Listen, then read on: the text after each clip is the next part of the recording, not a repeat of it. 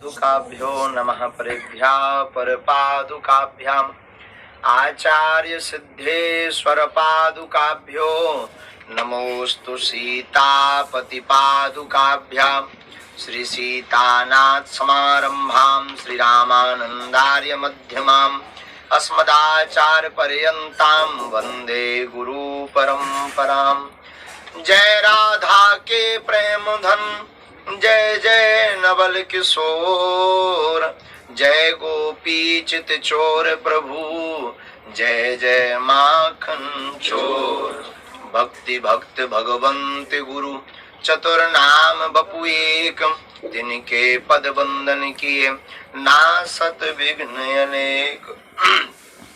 श्री सीताराम भगवान की जय, श्री बरसाने बारी की जय, बांके बिहारी लाल की जय, पूज्य श्री बाबा महाराज की जय, पूज्य श्री ध्रुवदास जी महाराज की जय, यहाँ बैठे श्री राधा रानी के बगलन की जय, बागेश्वर धाम की जय, श्री प्रिया कांतजू सरकार की जय, प्रिया कांतजू वाले पूज्य महाराज जी की अपने अपने मताई बाप की नमः पार्वती पते।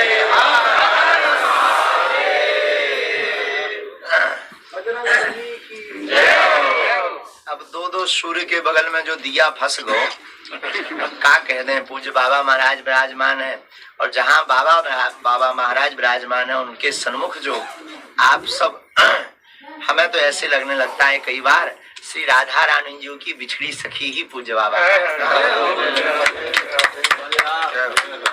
उनका परिकर आप सब आपके सामने। अब हम का कथा कह दें। हमारे जैसो निकृष्ट अधम जीव महापापी और बोलवे लायक भी नहीं है, नालायक है, अनपढ़ गवार है, फिर भी अब आज्ञा लगी है तो बाबा की दम के पूज्य बड़े भैया की दम पे ही बोले। बाबा महाराज को देखकर हमें ऐसे ही लगे इनका नाम है बरसाने बारी, और सच में ये बरसाने ही बारी है, क्योंकि हमारे जैसे अधमन पे जब बाबा कृपा बरसा रहे इसलिए आपकी आराध्या का नाम बरसाने। और बाबा को देखकर हमने एक बात और मानी, भगवान खोजने से नहीं मिलते, ठकुरानी खोजने से नहीं मिलती, उनमें खो जाने से। खोजने वाले तो पता ही पूछते रहते हैं और खो जाने वाले का पता वह पूछते हैं। रामचरितमानस का एक प्रसंग है बड़ा अद्भुत, जो श्री प्रियाजू से बाद में अगर जोड़ा जाए तो अतिशयोक्ति नहीं। रावण ने जटायु जी के पंखों को काट दिया और जटायु जी जमीन पर गिर गए। तो कान भरने वाले लोग भी बड़े विचित्र होते हैं। कई लोग ऐसे होते हैं संसार में जिन्हें धर्म के लिए भी धकेलना पड़ता है कि भाई जाओ, तब वो धर्म की बात करने के लिए आगे आते हैं।